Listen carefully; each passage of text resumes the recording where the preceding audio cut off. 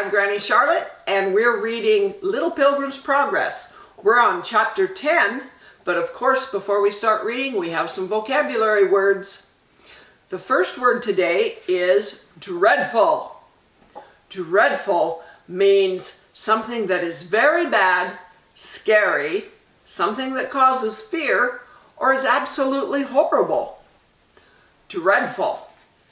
And our other word today is snare. Snare is a kind of trap used to catch animals or sometimes humans, and it usually involves a rope or a wire. That's a snare. Thank you. Now let's get reading. Little Christian had scarcely time to put up his new shiny shield before Self began to throw fiery darts at him, and he feared that he would soon be killed by them.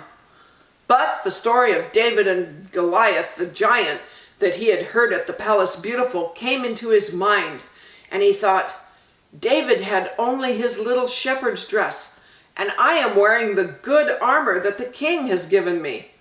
I will trust in him and try not to be afraid. So he held his shield firmly on his arm and caught nearly all of Self's darts upon it, until the wicked soldier became wild with rage, and rushing suddenly at little Christian, he seized him in his strong arms. Those darts that Christian had not been able to catch upon his shield had struck him and wounded him in his hands and his feet. His wounds were very sore and were bleeding so much that he was beginning to feel faint. Self had seen this, and he flung the child upon the ground, thinking he would now be able to kill him. Little Christian had drawn out his sword from its sheath, but when Self threw him down, it fell from his hand, and as he lay on the path, he thought he had now no chance of escaping from his cruel enemy. But just as Self was going to strike his last blow, Christian saw that the sword lay within his reach. He put out his hand and caught it up, and before Self had time to prevent him, he thrust it into the soldier's body and gave him a terrible wound. Now the soldiers of the wicked prince could not bear the pain of a wound given with one of the king's swords, and Self cried out when Christian struck him. Then the boy's courage came back to him, and he thrust the weapon at his enemy a second time, and after that Self fled away across the valley, and Christian was left alone. And here I have a picture of what I think that evil Self soldier looks like. Look at all the arrows in him, and he's starting to bleed. Christian did some damage.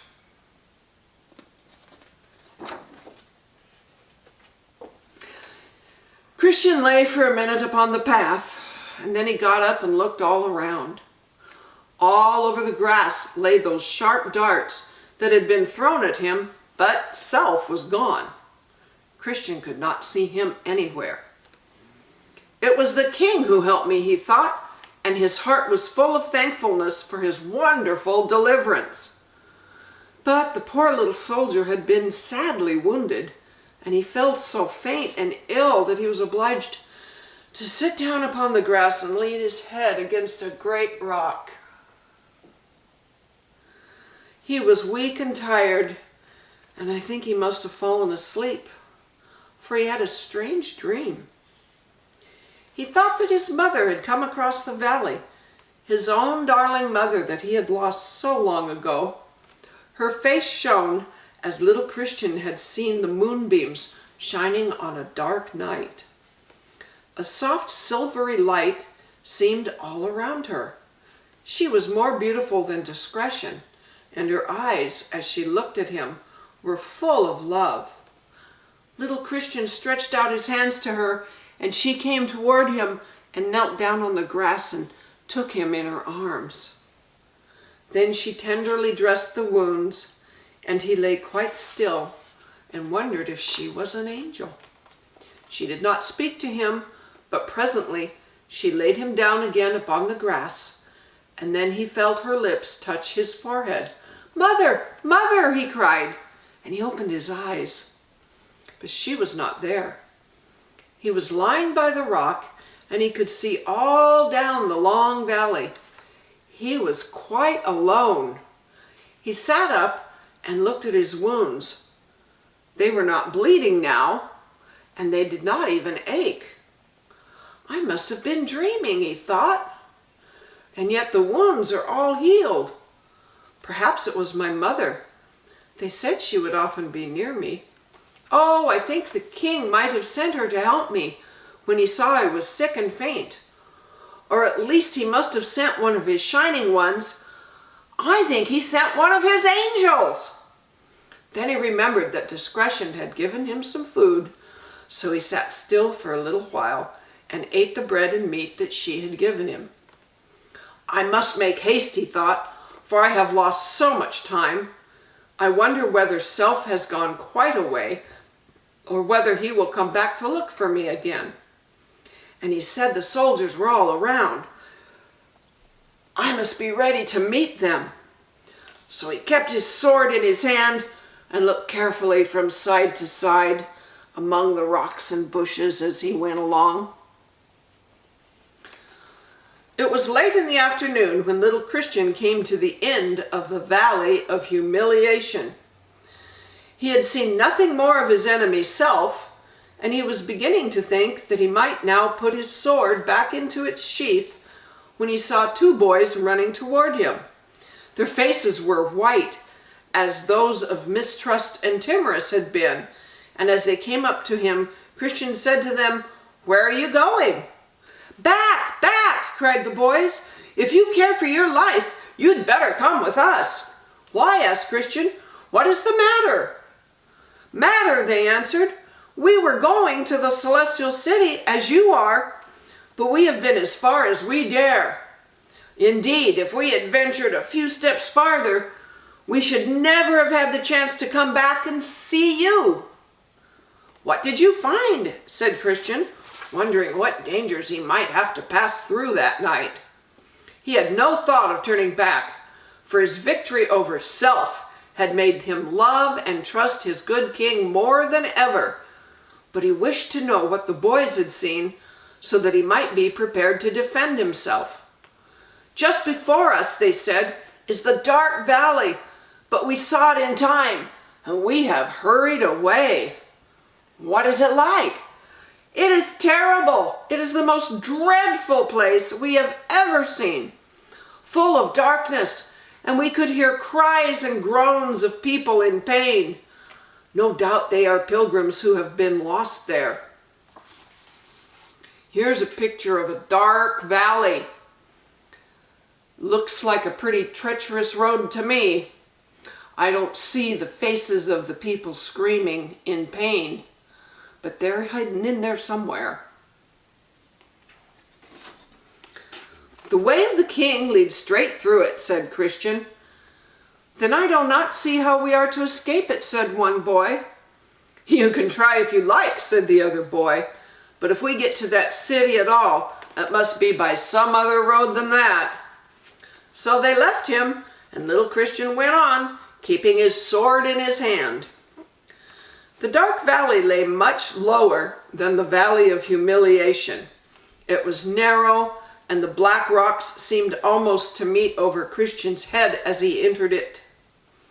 The evening was coming on, and the path was soon surrounded with a thick mist, so that he could scarcely see his hand when he stretched it out before him. Flashes of light kept breaking through the mist, but he did not know whether they were flames of fire or lightning, and the air was filled with terrible sounds, which made his heart beat fast with fear. By the light of the flames, he saw that the path upon which he was walking was a very dangerous one. On his right hand, there was a deep canyon. On the left, a marsh. And it was all he could do to prevent himself from slipping into either one or the other. I think that this walk through the dark valley was the worst part of little Christian's pilgrimage. Although he tried to think of the king and his goodness, he could not help being frightened. And in one part of the valley, where some of the wicked prince's servants were waiting to trouble the pilgrims, a man came up behind him and whispered bad words into his ear. Little Christian could not see the man, and he was so confused that he fancied that he had said those wicked words himself, and he feared that the king would be angry with him. About the middle of the night, as he was walking slowly in the darkness, he heard footsteps in the distance. Some people were coming toward him, shouting and uttering dreadful cries. He knew that it must be a band of the wicked prince's servants, and he thought, "They will hurt me and perhaps kill me altogether." He wondered whether he should turn back, for he was becoming so frightened that his whole body was trembling. But he had already come a long distance through the valley, and he said to himself, "Perhaps I am not far from the end of it, and going back might be worse than going forward." Presently he found that the wicked soldiers had taken a different path, and he did not meet them at all. And now little Christian was comforted in his loneliness by hearing the voice of a pilgrim who was repeating aloud some of the most beautiful words that were written in the king's book. It was too dark for him to see who the pilgrim was, but he hoped that it might be faithful and that he would be soon able to overtake him. At last he called out to him, but although Faithful heard Christian speak, he did not know who might be wishing to stop him, so he made no answer. Still, little Christian knew he was there, and he felt less frightened than he was when he thought that he was alone. Little Christian had no rest that night. He did not dare to lie down and sleep in the dark valley, for he feared lest the wicked soldiers, who he could hear passing up and down amongst the rocks, would find him and put him to death, or carry him back to the city of destruction. He was very tired, but he walked bravely on through the mist and darkness, praying in his heart that the king would watch over him. And after a time, he thought of some words that he had read in the king's book. "He shall give his angels charge over thee." Then he remembered the picture that Charity loved so much of the little child with the guardian angel. And here's our picture of the guardian angel with the little child. Over that rickety old bridge and those rapids of water. But the guardian angel has that little child, just like he has you. The picture was true, he said to himself. That little child was walking on a path like this, and the king's angel was taking care of him. Perhaps there is an angel with me now. I am sure you know that little Christian was quite right. The angel had been with him all through that dreadful night, and although the little pilgrim could not see his bright guardian, there were gentle hands spread out to shield him from the terrors of the way, and strong arms ready to hold him fast if his feet slipped on the dangerous path. At last the mist began to roll away, and a soft, pale light shone overhead. Little Christian looked up and found that he could now see a strip of sky between the overhanging rocks, and he knew that the day was breaking. As the sun rose and its glorious rays streamed even into the dark valley, he stood still and looked behind him. The black rocks that surrounded him, and the narrow track with the treacherous marsh on one side and the steep precipice on the other, seemed more fearful than they had been in the darkness. Little Christian wondered how he had ever come safely through such a dreadful place. Then he looked forward and felt more and more thankful that the sun had risen, for he saw that the rest of the path was strewn with snares and traps and nets, which the wicked soldiers had laid there to hinder and hurt the king's pilgrims. They had also dug holes in dangerous places and had done everything they could to make the road difficult and unsafe, so that Christian thought, if I had passed over this in the darkness, I should very likely have fallen and crippled or even killed myself. At the end of the dark valley there was a large cave in the side of the mountain, and in this cave Two very powerful giants had once lived. Whenever pilgrims passed by their dwelling, the giants attacked them and tried to kill them. And for a long time, this was one of the most dangerous places on the way to the celestial city. But one of the giants died, and the other grew old, and his legs and arms became so stiff that he could no longer rush out upon the pilgrims. When little Christian came near the cave, he saw the old giant sitting outside it. He felt a little frightened, but the giant did not move, so he walked straight on.